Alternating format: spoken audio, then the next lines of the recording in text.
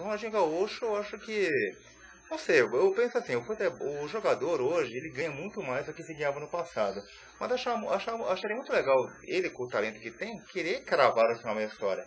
Poder mostrar para os seus filhos e netos, depois falar, ó, meu nome aqui na enciclopédia. Sim, Olha a sim. história que eu fiz no futebol. E tem também aquele caso dele com o Flamengo, que ele cobrou 40 milhões, né? Um valor exorbitante, né? Ele saiu com um problema jurídico lá, ele rompeu o contrato, né? Alguma coisa nesse sentido, e agora o Flamengo está dizendo que vai entrar com algumas ações contra ele. Mas não precisava ter sido dessa forma, né? Ele é um cara jovem, ele tem 32 anos, é um cara jovem. Só que assim, não adianta, a noite acaba com qualquer um. Não é só com qualquer cidadão. Se o cara for atleta profissional, então, pode ter certeza que a carreira dele vai ser curta, viu? O Ronaldinho, do jeito que ele tá jogando e indo pra noite, assim, quase que diariamente, eu dou mais 1 ou 2 anos aí eu acredito, de esporte, no máximo 1 ou 2 anos de esporte, num alto rendimento, ele não passa mais do que isso não, viu, Maurício? Nesses dias, nessas últimas semanas, as competições mais importantes ficaram um pouco paradas e tivemos apenas jogos da seleção brasileira, a tão contestada seleção do Mano Menezes, né? Que fez uma boa partida contra os Estados Unidos, antes contra a Dinamarca, né? Só que nesse jogo contra o México, né?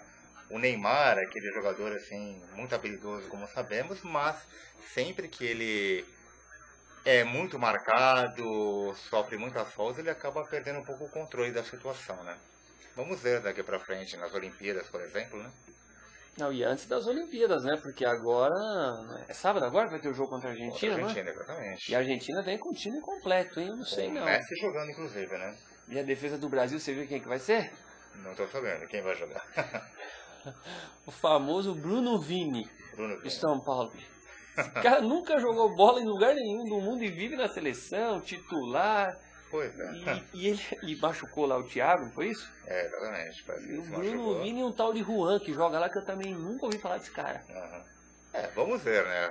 Eu tô Como com medo. brasileiros temos que torcer. Eu vou torcer, mas eu tô com receio desse jogo. Meu pai do céu. A Argentina realmente vai vir pra cima mesmo. Vem Né? com Higuaín, Agüero, Messi. E vai ter aquela coisa, o Messi realmente quer provar mesmo que é o melhor do mundo, não somente em clubes, como na seleção também, né, Denilson? Ai, eu espero que ele prove não nesse jogo, viu? Bom, gosto muito de esportes, gosto muito de futebol, mas esportes não é somente futebol, né, Denilson? Claro que não. Temos muitos outros esportes interessantes, o mesmo basquete, o vôlei e também o tênis de mesa, né? Tênis de mesa ou ping-pong, Maurício Sabara? Olha, isso vai ser uma resposta bem interessante que o nosso entrevistado vai dar depois, Denilson. Por sinal, eu que muitas vezes sou chamado pelo João de sedentário, vocês vão ver agora uma matéria minha, batendo uma bolinha, junto com o professor Danilo, lá na Sociedade Esportiva Palmeiras. Tá vendo, João? Vamos ver a matéria. O tênis de mesa é um dos esportes mais praticados do mundo. Hoje vou mostrar um pouquinho do seu estilo de treinamento aqui mesmo no Palmeiras, através do professor Danilo Alves Jorginho. Tudo bem, Danilo? Tudo bom? Que bom. Vamos começar então o treinamento, Danilo? Opa, vamos lá. O que você vai mostrar um pouco para o pessoal da UTV? Bom, vou mostrar um pouquinho do estilo que a tênis de mesa utiliza, né? São 2 estilos, basicamente. Estilo caneteiro, que é esse que eu jogo, né? Raquete mais quadradinha, tá? Usando borracha apenas de um lado, do outro madeira pura, tá? E um estilo clássico, que você pode jogar com os 2 lados usando a borracha, tá? Tem que ser sempre uma preta e uma vermelha, tá? Ok. 97% do mundo usa clássico e o restante 3% caneteiro. E como eu já joguei tênis de mesa, eu vou participar da demonstração. Vamos lá, Danilo? Vamos lá. Bom, então a gente vai começar um pouco com a batida, né, Danilo? Isso, batida de forehand.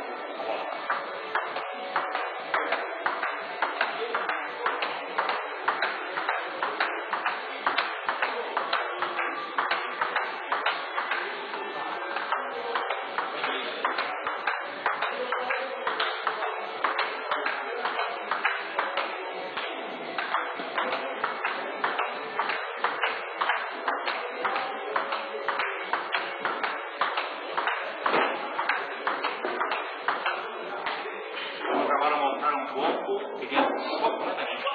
E a batida de frente. Vamos lá.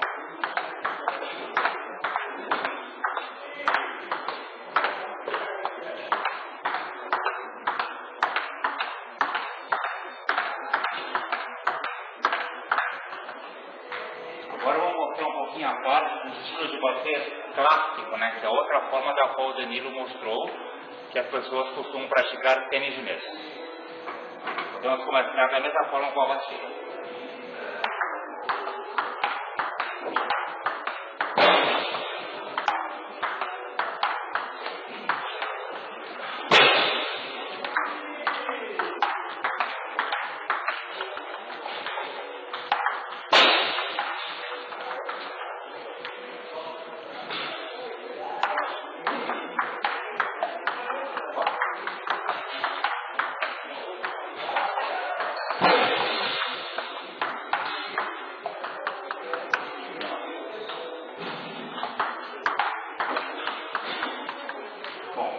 Então um pouco do outro lado, da mesma forma como mostrei no estilo caneta, que é também a batida de shoto, que também pode ser feita no estilo caneta.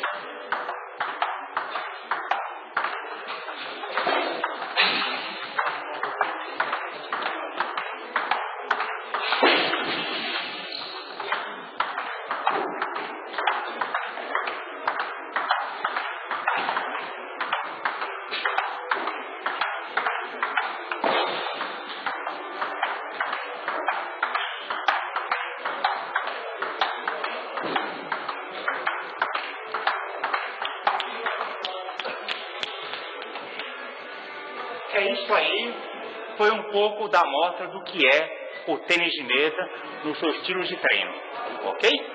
Tchau, tchau. Bom, Denilson, acabamos de ver essa matéria que eu fiz de tênis de mesa, né? Eu não sei se deu para ouvir bem no áudio. Qual foram os dois estilos que eu mostrei? Foi a parte da batida backhand, né? Forehand, que a gente dá a batida assim de lado, e tem a parte que a gente bate de frente, o chamado shoto, né?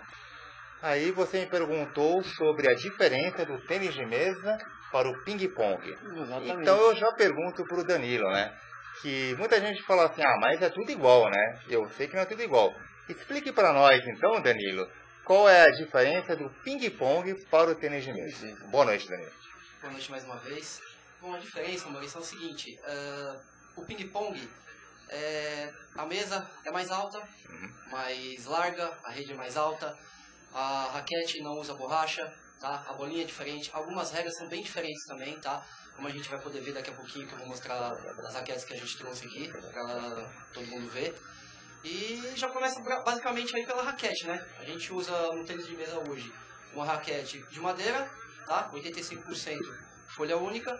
E o restante é misturado com fibra de carbono, fibra de vidro, arilete. Esses são materiais basicamente importados, tá? Mas o diferencial mesmo é a borracha. O ping-pong não usa borracha hoje em dia, tá? O tênis de mesa a gente já usa, mas então basicamente é isso daí, tá?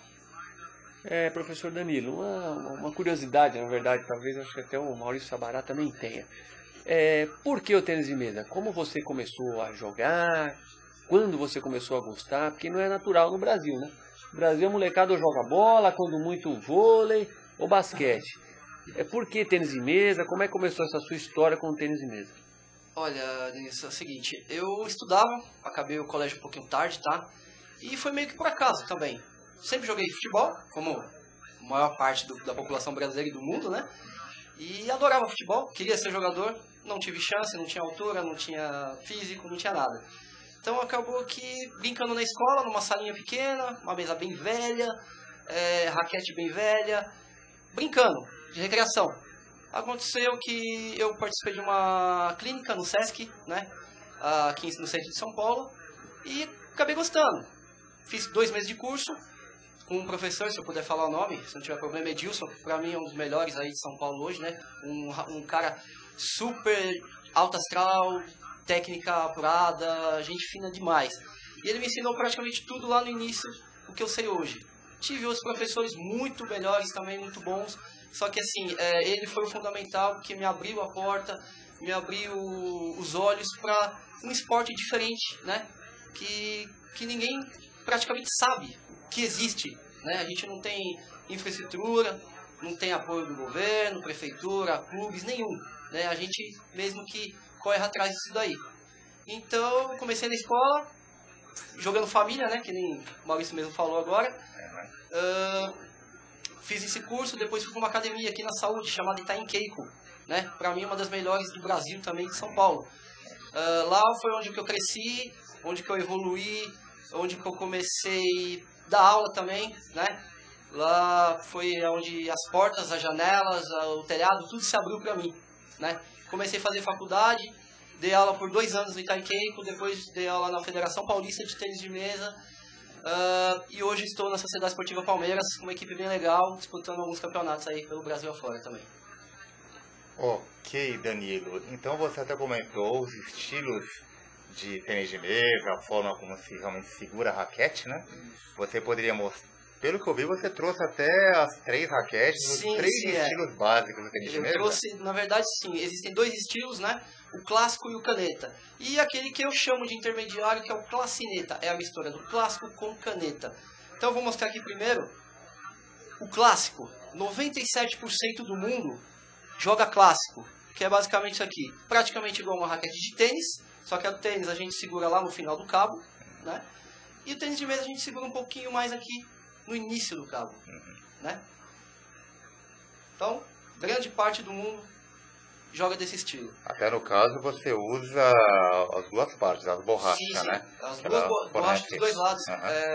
Regra, tá? Da Federação Internacional de Tênis de Mesa, obrigatoriamente um lado preto e um lado vermelho, tá? Isso é regra mundial. Não pode ter outra cor. Antigamente até tinha vermelho, verde, amarelo, mas para padronizar, a Federação Internacional preferiu fazer desse jeito. Eu tenho aqui também o caneteiro, né? Que é o estilo popular no Brasil, né? Como se estivesse escrevendo mesmo, uma caneta, tá? E é o estilo que eu jogo hoje, né? Um pouco difícil, tem que ter muita perna, muita técnica, tá? Porque é bem corrido, tem que ter muita perna, variação de jogadas, tá? Tem seus pontos positivos, mas tem seus pontos negativos também, tá? Quais seriam os pontos positivos e negativos nesse caso aí? Bom, o positivo do caneteiro é o saque e o forehand, que é o golpe de direita, né? No caso, o drive, que a gente chama, é muito mais potente do que o do clássico. O saque também, a gente tem uma variação um pouco maior no pulso para poder dar efeito na bola, tá? Isso é um grande ponto positivo. Só que a gente perde do lado esquerdo, que a gente chama de choto, tá?